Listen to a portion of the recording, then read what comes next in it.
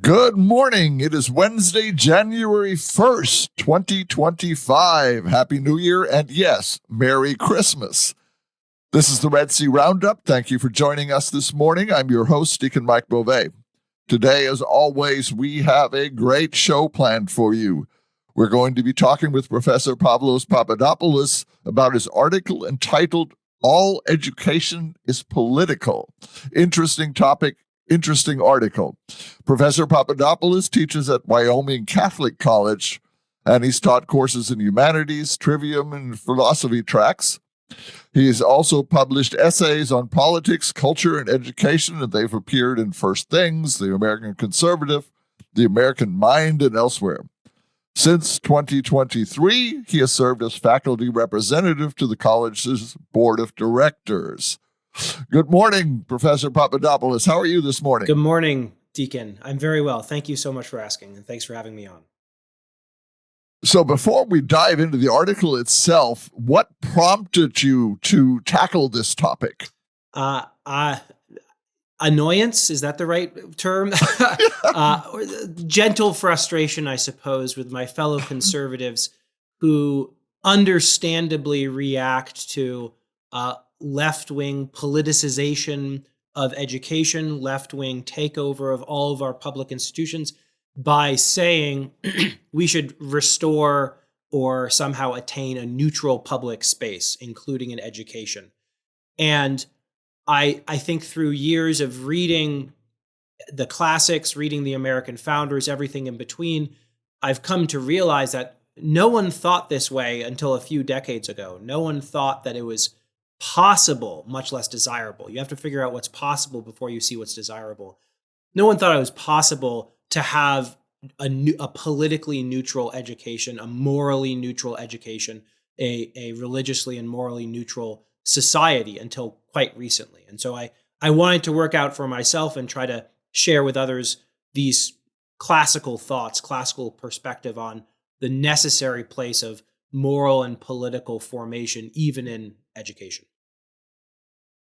Now, as background, it has become obvious to most people that our educational system tends to have a very liberal agenda. Mm-hmm. And so this is part of the idea that there's an indoctrination going on. But before we talk about that aspect of it, let's define terms. What exactly is doctrine, and how would you define indoctrination as its original sense? In their original sense, doctrine is just belief. We should, as Catholics, be proud of indoctrinating our children, because what that means is leading them to and instilling in them dogma, correct belief. Orthodoxy just means correct or right belief about the most important things.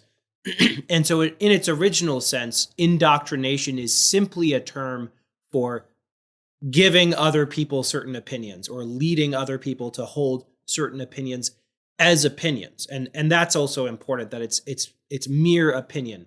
An opinion can be correct or incorrect. And if it's incorrect, then so much the worse for you. You're off to a bad start if you've got an incorrect opinion, and your parents, your priest, your teachers need to help you correct that opinion, discard it for a true opinion. But even when you've got correct opinion, and hopefully that's what's happening when we're catechizing our children and being catechized ourselves, is we're receiving correct opinions. Even when we've received correct opinion, it's still just opinion. We don't necessarily know the truth in the fullest sense of knowledge. I might have the right answer, but I might not be able to show my work or explain why it's correct.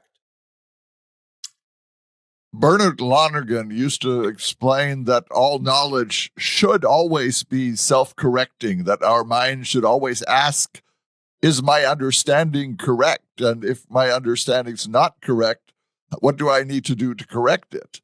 And I think, so yes. This sort of, go ahead. Well, education at its best and our faith at its best has that exact character.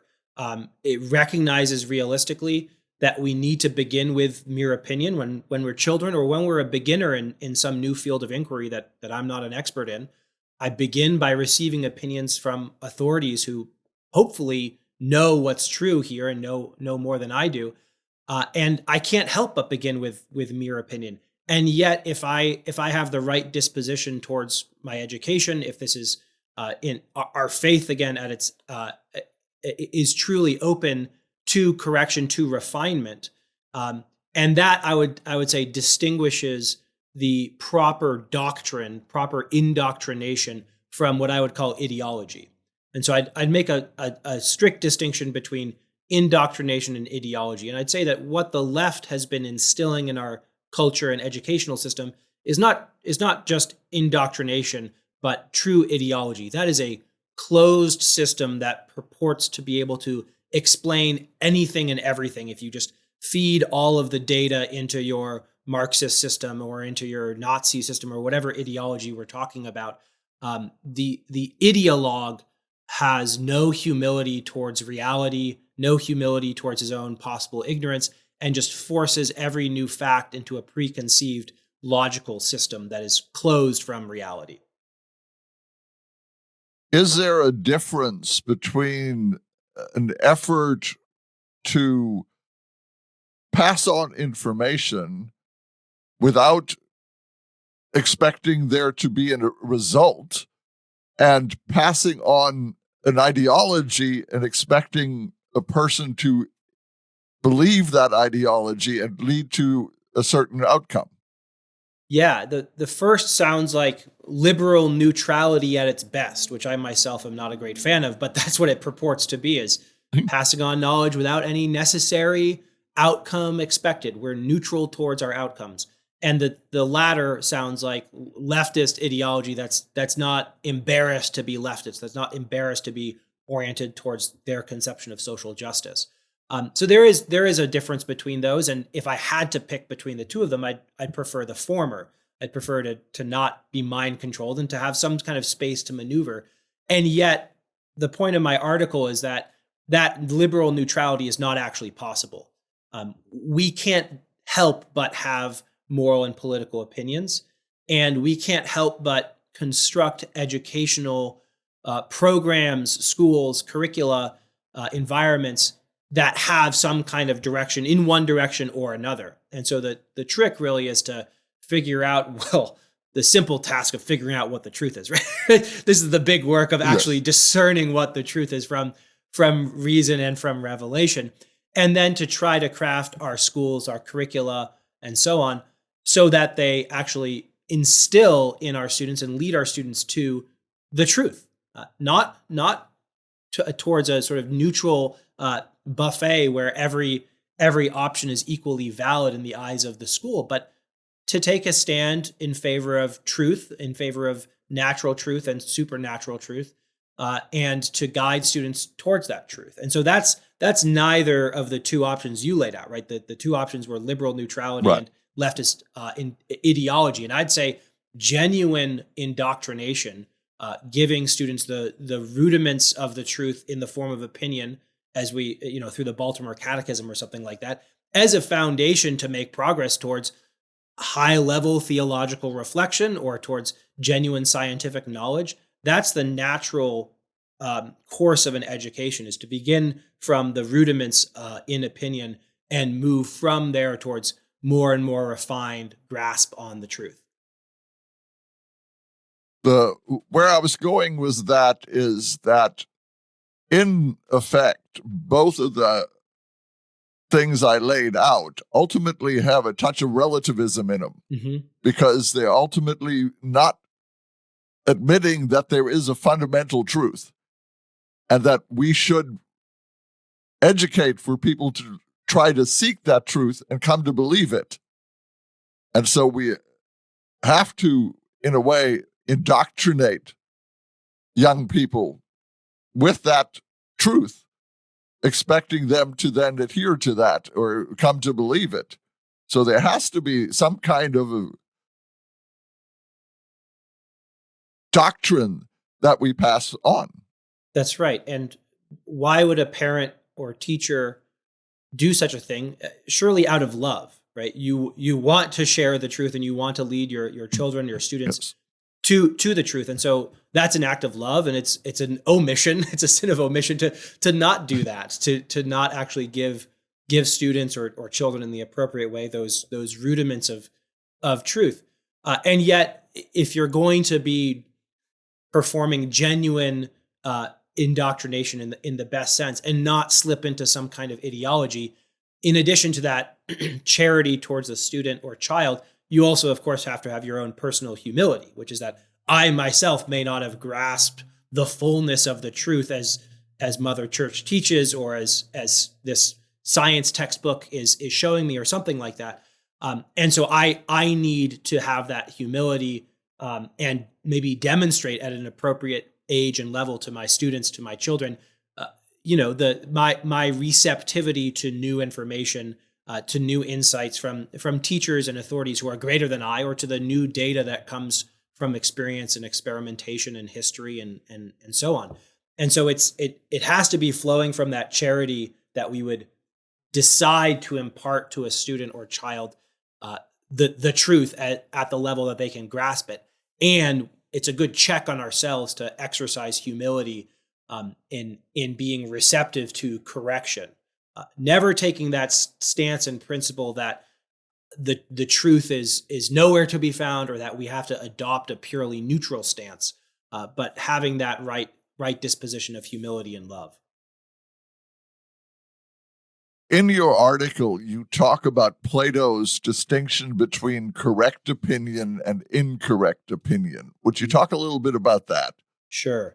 The way I explain this to students in the last decade or two, who all have Google Maps at their fingertips, is that there's a real difference, and we all know there's a difference between getting to the right location because you followed your GPS or your map app, and getting to the right location because you know the neighborhood and you know the town and you know the house you're going to. In both cases, you got the right answer. In both cases, you arrived at the destination. But in one sense, you did not actually know the course. You could not necessarily reproduce it. You were just following the little voice on your phone saying, turn left here, go another 100 yards, etc. In the second case, you know the whole landscape. You know the beginning, middle, and end of the journey, and you know what to do if you're faced with some unpredictable detour without relying on a source outside of yourself. So in both, that's the distinction between correct opinion and true knowledge of the truth. In the one case, you've arrived at the destination without knowing the course itself of how to get there, just following the map. In the other case, you know everything about the context, and you could arrive there on your own, and you can be said to truly know the journey. And I think that's applicable to mathematical functions, right? You could accidentally fill in the right bubble. The answer is C, and you just guessed and you got the right answer, but you don't know that that's the truth. And that can be applied to matters of faith, of morals, of politics. You can stumble on the right answer, and that's correct opinion, or you can truly know the truth about why this is correct. And so incorrect opinion would be you don't know the truth at all. You got the wrong answer and you don't know why it's wrong. You're just ignorant. Correct opinion is you got the right answer. You're not sure why it's right. You couldn't explain to someone else why it's right. You couldn't show your work. And then actual knowledge of the truth is you have the right, you arrived at the right answer, and you could actually give an account to yourself or to others of why it is correct. Now, how would you apply this to education, to our desire to form children and young adults in arriving at the correct opinion? We, in general, in education in the last half century or more in America, we have become very embarrassed by opinion. We've become embarrassed by memorization. We've become embarrassed by rote learning, and we've denigrated other forms of learning, older forms of learning, as mere rote memorization and repetition. And we've publicly thought that there's something illiberal or undemocratic about it. It's authoritarian. You're just taking things on faith and so on.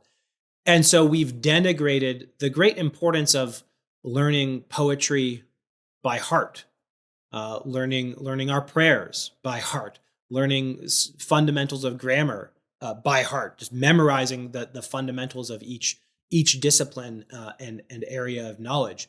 And so that we have said we're going to teach critical thinking skills instead of teaching actual pieces of knowledge.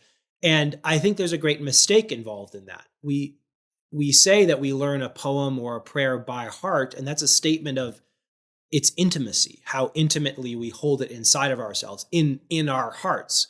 And so by saying we're going to teach children how to think, not what to think, that dichotomy between how and what is actually there's a kind of alienation from intimacy implied in that.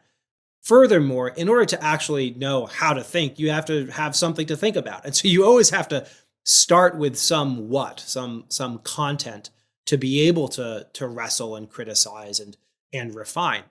And so this kind of flight from opinion, maybe it was well-intentioned in that we recognize the superiority of knowing for yourself, truly knowing the truth, as opposed to receiving things on mere opinion. But we've gone so far in that direction that we're casting off and truly denigrating the basic fundamentals, the elements that we always have to begin with, which is knowing something, receiving something as even at the level of opinion, internalizing it, knowing it by heart, and beginning from there. There's a kind of just necessity for every branch of knowledge to beginning with some opinion. And there's also something very profound about knowing things by heart and being able to cherish and love them and have them just running through your mind throughout your day. Now, Professor Papadopoulos, in your article, All Education is Political, you make a distinction between doctrine and ideology. How would you define that difference, and why is it so important to define that difference? Doctrine is mere opinion. It could be true or false. And indoctrination is merely the process of gaining or instilling in another opinion. Again, true or false. If it's true, it's good. If it's bad, it's false. But indoctrination and doctrine, in that sense of just gaining opinions, is in principle open to correction. That's where we all start, and we could always make progress from there. And the whole course of education begins with indoctrination, and hopefully genuine education builds upon sound, true doctrine and progresses from there to higher ways of grasping the truth. Ideology is a very different phenomenon. The 20th century philosopher Hannah Arendt, in her book The Origins of Totalitarianism, defined ideology as an ism which, to the satisfaction of its adherent, can explain everything and every occurrence by deducing it from a single premise. And so your ideology of Bolshevism, for example, not yours, but one's ideology of Bolshevism would say that the single important truth about human history is that all history is the history of class struggle. And so I can take any cultural artifact and I can feed it into my Marxist Bolshevist ideology, and somehow I will be able to say something about that cultural product, that film, that novel, depending on the class of the person who produced it or what it depicts about class relations. And there's a profound close-mindedness and a great conceit about ideologies, which purport to be able to explain anything and everything under the sun with reference to one idea and one logical system built upon that idea.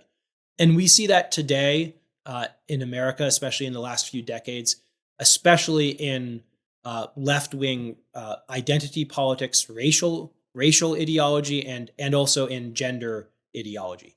In the case of racial ideology, the whatever you want to call it, wokeness or BLM ideology, the conceit is that all facts about American life, American history, and currently existing American social, economic, political relations, private relations, all of them are colored by the fundamental fact of the white oppressor and the non-white oppressed.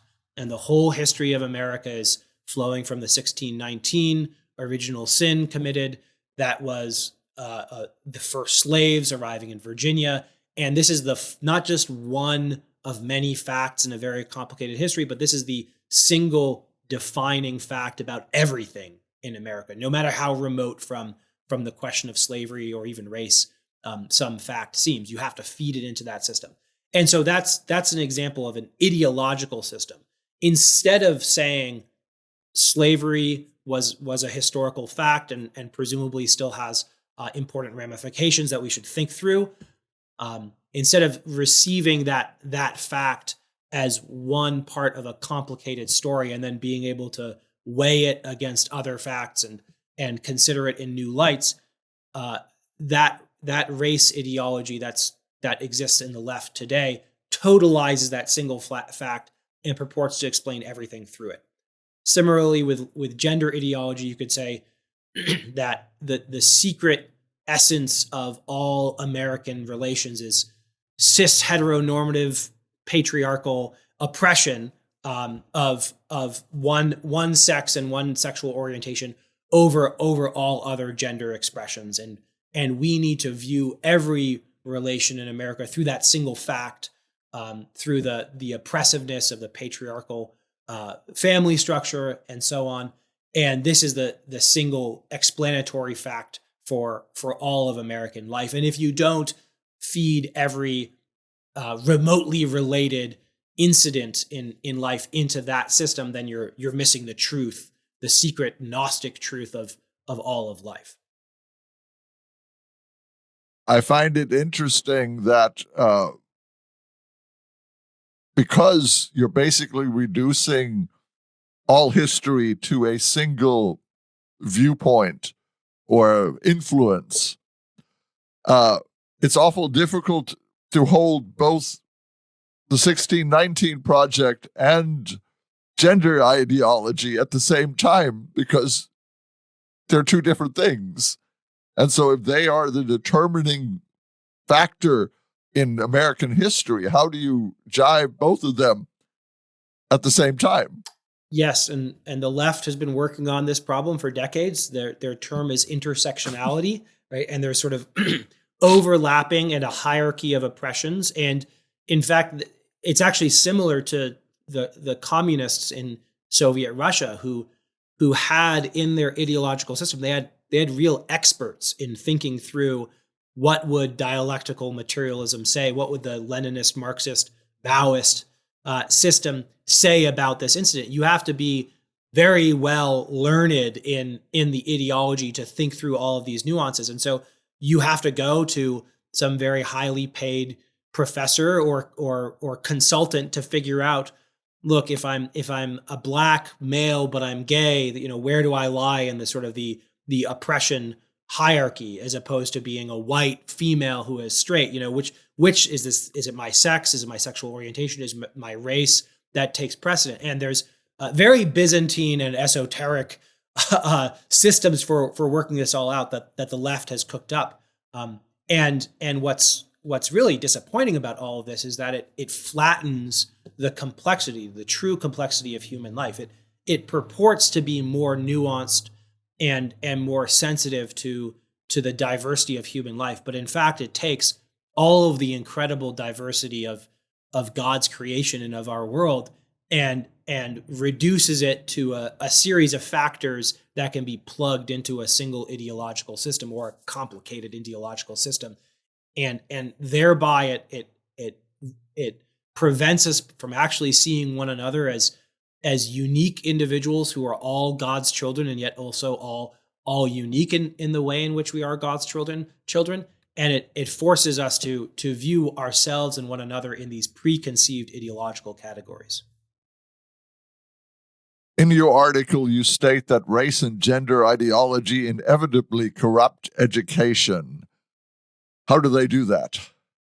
By instilling in students, first by forcing all students to view themselves as either oppressor or oppressed in some very simplistic way, which is simply contrary to the truth that we all know, which is that we're all sinful and we're all in need of grace and we're all in need of love, and we all need to love one another in the proper way.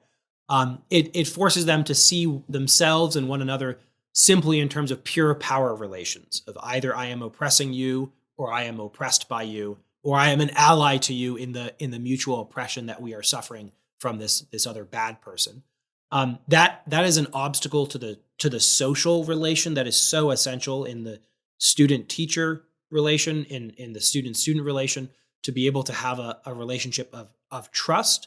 It also closes students and teachers off from openness to the truth, because this is founded on a lie, and because it is pursued so single-mindedly. These ideologies, gender and sex ideology, or race ideology, are unable to take into account genuinely new pieces of data, genuinely new input. And so an example of this is that gender ideology would take what an earlier generation would refer to as a tomboy, a girl who likes to play sports and run around and do things like that, and say, you must secretly be a man, or you must secretly have this different gender ideology. And that tomboy is just a more complicated phenomenon than the binary that has been set up, ironically, by transgender ideology. And so there's a lack of appropriate flexibility on the part of these ideologies to the genuine complexity and diversity of the world and of mankind. And so they inhibit the social relationship that's necessary in the classroom and in a school to by replacing every relationship with power relations. They close themselves off from genuinely taking into account new facts, and thereby they become ideologies and not mere systems of doctrine that are in principle open to refinement and learning. You could begin with, if you begin instead with the truth about human beings, that we're all made in the image and likeness of God, that we have two sexes, that we have however many races or ethnic groups or whatever you want to point to, and yet we still have a common humanity. You can begin with that foundation and work from there and start to think through. So what is the difference between a man and a woman? We know that there are men and women, but how is that important? How does that manifest? What is the difference between this cultural background and that cultural background? We know that there are different cultural backgrounds. How much does that matter? In what way does that matter? You could have honest and open conversations and inquiries into the truth if you have that foundation in sound doctrine, sound opinion, rather than forcing everything into a straitjacket of an ideological system. In your mind, how would you define the goal of genuine education? To lead students to the truth is the simplest way of putting it. A little bit more complexly, I would say that genuine education ought to prepare students to be happy. Happiness in the fullest sense, not just mere contentment because of some pleasure that they're experiencing or something like that, but happiness in the full sense is beatitude, blessedness, which is only fully possible in the presence of God. But there are foretastes of that in our life, and there is the natural version of that, natural happiness that's accessible to us as well, that the ancient philosophers recognized even before they had revelation. And so how do we become happy? This is the age-old question that people since Plato and Aristotle have been asking. Well, it turns out that we need to develop the virtues, and we need to develop our reason. We become happy by becoming more fully the kind of creature that we are. And that is a rational creature, a creature with the ability to reason. That's a social creature, a creature that is naturally made for communion with other humans. That's a religious creature, a creature that will not be satisfied. Our hearts will not be restless until they rest in the Lord. And we are also creative beings. We like to make things, whether that's pieces of fine art or working on your car in your garage or whatever it is. There are many ways of expressing our humanity, but the most fundamental is that we're rational, we're free, we're made in the image and likeness of God, we're social. And so an education needs to cultivate all of those aspects of humanity in order to prepare its students to be happy. Give students the ability to develop themselves as human beings, and as they develop themselves as humans and exercise their virtues and exercise love towards one another, that's how we enjoy the happiness that's available to us in this life. If an education is not doing those things, then it is failing its students. Now, the title of the article is All Education is Political, and Aristotle says that we are political animals, basically.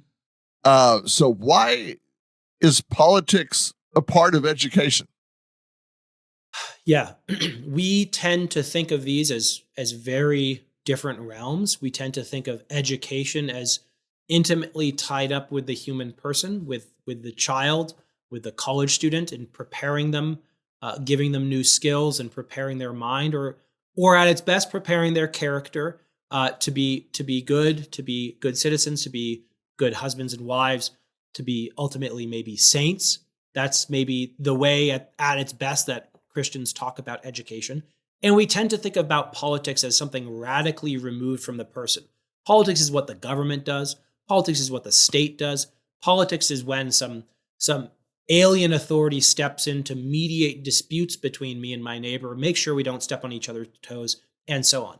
And all of that is a very modern liberal way of thinking about the political and thinking about education. Aristotle says that we're naturally political. Why? Because we're naturally rational and we're naturally social.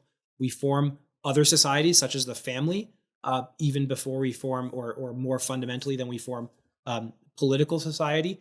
And we're naturally rational. We grasp the truth about things. And that's not just mathematical or scientific truths. That's also moral and political truths. We have opinions about what is just and what is good and what is unjust, what is advantageous to ourselves, our family, our community. And so we can't help but be political. Why does education have to also always be political? Because every educational system ought to be cultivating its students given what their nature is. Whenever we talk about cultivation, it's always in reference to the nature of a thing. If you're cultivating a tree in your backyard, you're trying to make it become a better version of the species it is. And when you're cultivating yourself or your child or your student, you're trying to make it those people better versions of the species that they are, of the person and the species that they are. And so because we're naturally political, we're going to have to take into account our understanding of justice, our understanding of history, our understanding of our mutual obligations to one another. And conversely, the political order always has to have a concern for the education that's occurring within its society. Aristotle says that every legislator, every lawgiver will always recognize the importance of education, because whether you educate the next generation rightly or wrongly will determine whether you get to keep your form of government or not. And so I guess a way I would put it is that if you are leading your students to see that we're all made in the image and likeness of God, there's a natural law that governs how we ought to treat one another, that is found in nature and ultimately found in God and its source, that we will find our satisfaction in this life insofar as we can be satisfied here. We'll find that satisfaction in loving and serving one another, in gaining in competence and the talents that God has given us, in investing those talents and then putting them at the service of Him and our neighbor, in forming families, in founding businesses, in treating our employees well, in working hard in the different areas that we have, in trying to care for the common good. If you're doing those things in education, that is a politically relevant act. All of those are making your students into citizens of a good and free and just political order. On the other hand, if your educational system throws out its standards or radically lowers its standards, if your educational system tells students that the most important thing in life is power relations between oppressor and oppressed, and also their own gratification of sexual pleasures or of exploring their identity in some disordered way. If you do those things, if you wind up leading students away from perception of reality and instead addling their minds with ideology and fantasy, what you're going to do is you're going to make bad citizens. Those students are not going to be able to form families, be good employers and employees, be good citizens of a free political order. They're going to be well fit to be dependents of a nanny state, of an administrative state, whatever you want to call it. Tocqueville calls it soft despotism, of a grand tutelary order sort of supervising all of us and taking care of all of our little desires and needs, instead of allowing us to develop in the dignity of the creatures we are, take responsibility for ourselves, our loved ones, our neighbors, and ultimately our country. And so whatever mode of education you pursue is going to be politically relevant, for better or for worse. Several of the founding fathers made the point that democracy is ultimately only possible if you have a people that have a moral foundation. So I would imagine that part of education has to be forming that moral foundation in order to have a citizenry that actually is able to live in a democratic culture. That's absolutely right. And this is most clear in what we refer to as civics education, or maybe history and literature. These are the places, teaching students about the structure of government and their history and what we would call values, truths about right and wrong. It's most obviously relevant there, and that's all very important. I don't mean to denigrate that. It's very important to instill in students this clear conception of their form of government, of natural right and natural wrong, the relation between those natural standards and the standards that we have in our particular laws of our communities and our nation. But I want to stress that forming that moral citizen body is not only occurring through the most obvious routes of who are the heroes of literature and history. What is a better form of government and a worse form of government? What is true freedom consistent? Those things are fundamental, but I would also say that simply maintaining rigorous, high, and impartial standards in mathematics, in the sciences, those are political acts as well. Those are actually forming the morals of the students in showing them that diligence and hard work, and also the intellectual virtues, the actually grasping a body of science is an expression. It's a virtuous expression of our rational nature. These are instances of human excellence, just as moderation and courage and gentleness and friendliness and generosity towards others are expressions of our moral nature.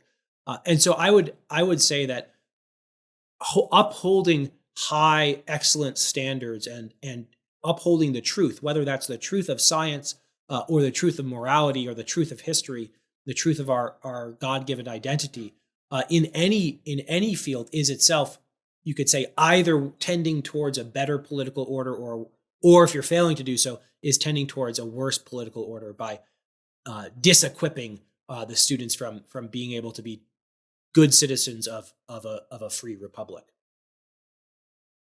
We've got about 3.5 minutes left. And would you tell our listeners and our viewers what exactly you would like for them to learn from this article? The most important thing is that there's no possibility of neutrality in education, or really in the public sphere. It's not going to be enough to say the left has taken over our educational system and corrupted it by infusing their own ideologies in there and trying to, quote unquote, politicize education. That all is true, and that all is a major problem, and I'm opposed to all of that. But it's not enough to say in response to that, therefore we need to respond with neutrality. And I say that it's not enough to do that. In fact, it's simply not possible. You're never going to find a neutral value system that you can instill in a school or in a society. And so what we need to do is gain clarity about what the proper end of human life is, what the proper way of manifesting that in an educational system, in a school is, and pursue that. We need to set aside. I end with a quote from T.S. Eliot where he talks about selecting and eliminating the wrong things from a system, and trying to cultivating what is useful for your ideal for society. That's what we need to do when we approach our schools and the raising of our children, is gain clarity with ourselves, again, through humility, but also through proper confidence in the things that we can be confident about what truths we ought to be passing on to the next generation, and confidently assert those and argue for those, instead of saying we'll be satisfied with neutrality. We'll be satisfied if you don't oppress us and we don't so-called oppress you. We need to take a stand for truth, and that is certainly the case in education and in other realms. And ultimately, that should always be the focus of education, is handing on the truth. It's also the focus of religion, handing on the truth. And as long as we do that and allow young people to learn how that fills their life and how brings them to fulfillment, we are doing our job. The minute we're trying to form them into an image that we have already decided they should be, we're going to run into problems. So thank you for this wonderful article. And I encourage our listeners to go online, type in "all education is political." You'll find the article. And Professor Papadopoulos, thank you, as always, for being on the show. And thank you for writing this article, because I think it's very necessary for people to understand that we can't have neutral education. Thank you so much for having me. Thanks for the conversation. God bless. God bless you. And I want to remind everyone, we will be back after this short break with part 2 on this New Year's Day. I'll see you all on the other side.